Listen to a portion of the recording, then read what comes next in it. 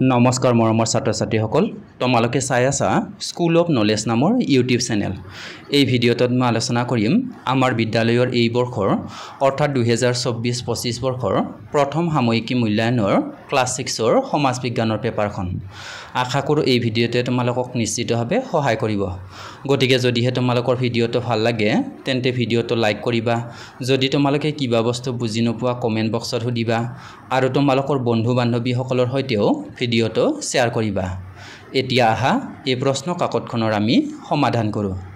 ইয়াৰে question number 1ত তলত উল্লেখ কৰা প্ৰশ্নবিলাকৰ মাজৰ পৰা যিকোনো 5টা প্ৰশ্নৰ উত্তৰ লিখিবলৈ দিয়া হৈছিল ইয়াতে মই তোমালোকক গোটেইকেইটা প্ৰশ্নৰে উত্তৰবিলাক জনাই দিম তোমালোকে ভালদৰে চাই যাবা ইয়াৰে কোৱেশ্চন নম্বৰ ক'ত সুধিছে পৃথিৱীৰ পৰা আটাইতকৈ ওচৰত থকা গ্ৰহটোৰ নাম কি উত্তৰ হ'ব পৃথিৱীৰ পৰা আটাইতকৈ ওচৰত থকা গ্ৰহটোৰ নাম হৈছে বুধ গ্ৰহ কোৱেশ্চন নম্বৰ খ সুধিছে সৌৰজগতৰ কোনটো গ্ৰহ জীৱৰ বাবে উপযোগী উত্তৰ হ'ব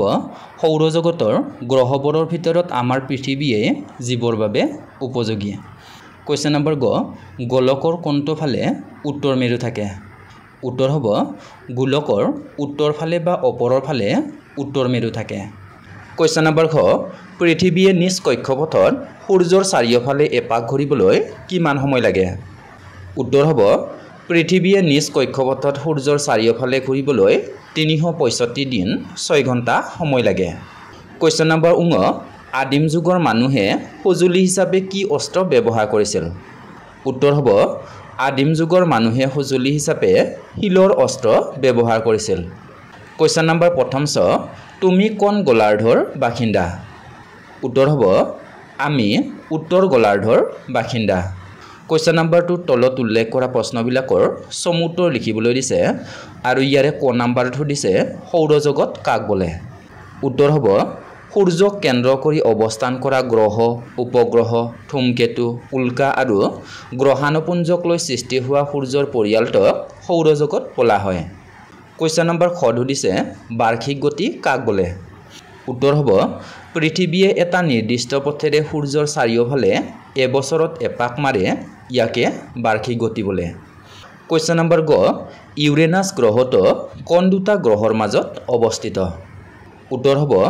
ইউৰেনাছ গ্ৰহটো শনি আৰু নেপচুন গ্ৰহৰ মাজত অৱস্থিত কোৱেশ্চন নম্বৰ ঘ অধিবৰ্ষ বুলিলে কি বুজা উত্তৰ হ'ব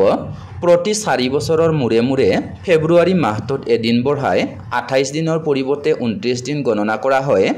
এনেকৈ যিটো বছৰত এটা দিন বঢ়াই লোৱা হয় সেই বছৰটোকে অধিবৰ্ষ বা লিপ ইয়াৰ বোলা হয় কোৱেশ্চন নম্বৰ 19 ইতিহাস কাক বোলে উত্তৰ হ'ব ইতিহাস হ'ল অতীতত ঘটা প্ৰকৃত ঘটনাৰ নিৰ্ভৰযোগ্য ধাৰাবাহিক বিৱৰণী কোৱেশ্চন নম্বৰ প্ৰথম চ আদিম মানুহে কি খাদ্য খাইছিল উত্তৰ হ'ব আদিম যুগৰ মানুহে বিভিন্ন গছৰ ফলমূল বীজ পাত আদি খাইছিল এইসমূহৰ উপৰিও নানা ধৰণৰ পতংগ চৰাই চিৰিকটি আন জীৱ-জন্তু আদি শিকাৰ কৰি খাইছিল কোৱেশ্চন নম্বৰ 3 খালি ঠাই পূৰ কৰিবলৈ দিছে ইয়াৰে ক নম্বৰ দিছে বৰফেৰে সজা ঘৰক ডেছ বোলে উত্তৰ হ'ব বৰফেৰে সজা ঘৰক ইগলু বোলে খ নম্বৰ হাজপাৰে মানুহৰ ডেছ আৰু ডেছ দাঙি ধৰে উত্তৰ হ'ব হাজপাৰে মানুহৰ ৰুচিবোধ আৰু ব্যক্তিত্বক দাঙি ধৰে গ নম্বৰ ডেছ হয়তো মানুহৰ প্ৰথম পোহনীয়া জন্তু আছিল উত্তৰ হ'ব কুকুৰ হয়তো মানুহৰ প্ৰথম পোহনীয়া জন্তু আছিল খ নম্বৰ ডেছ ঋতুৰ সময়ত দিন আটাইতকৈ ছুটি হয় উত্তৰ হ'ব শীত ঋতুৰ সময়ত দিন আটাইতকৈ ছুটি হয় আৰু ঙ নম্বৰ পৃথিৱীয়ে সূৰ্যৰ চাৰিওফালে ঘূৰা পথটোক ডেছ বোলে উত্তৰ হ'ব পৃথিৱীয়ে সূৰ্যৰ চাৰিওফালে ঘূৰা পথটোক কক্ষপথ বোলে ইয়াৰ পিছত কোৱেশ্চন নম্বৰ 4ত তলত উল্লেখ কৰা বাক্যবোৰ শুদ্ধ নে অশুদ্ধ লিখিবলৈ দিছে ইয়াৰে ক নম্বৰ দিছে অধিবৰ্ষৰ মুঠ দিনৰ সংখ্যা 365 দিন উত্তৰ হ'ব অশুদ্ধ খ নম্বৰ বাৰ্ষিক গতিৰ বাবে দিন ৰাতি হয় উত্তৰ হ'ব শুদ্ধ গ নম্বৰ শীত মণ্ডলৰ অৱস্থান মেৰু অঞ্চলত উত্তৰ হ'ব শুদ্ধ খ নম্বৰ পৃথিৱীৰ সকলো ঠাইৰে মানুহৰ আহাৰ ভাত উত্তৰ অশুদ্ধ আৰু 19 নম্বৰ সাজপাৰ অবিহনে সভ্য জীৱন যাপন সম্ভৱ নহয় উত্তৰ হ'ব শুদ্ধ কোৱেশ্চন নম্বৰ 5 সুধিছে তাপমণ্ডল কেইটা আৰু কি কি উত্তৰ হ'ব তাপমণ্ডল তিনিটা সেইবোৰ হ'ল গ্ৰীষ্মমণ্ডল নাতিশীতোষ্ণমণ্ডল আৰু শীতমণ্ডল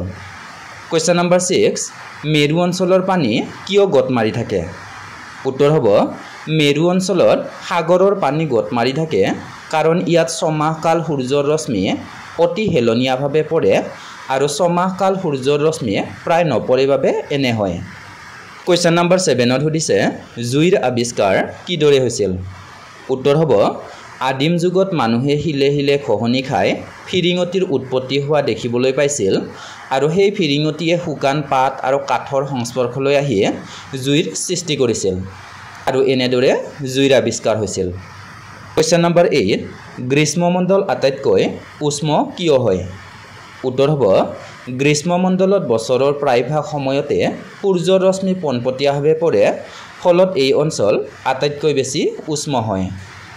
ইয়াৰ পিছত কোৱেশ্চন নম্বৰ 9 ছাত্ৰ ছাত্ৰীসকলক প্ৰজেক্ট বা প্ৰকল্প দিয়া হৈছিল আৰু এই কামটো আমাৰ বিদ্যালয়ৰ ছাৰ বাইদেউসকলে দিছিল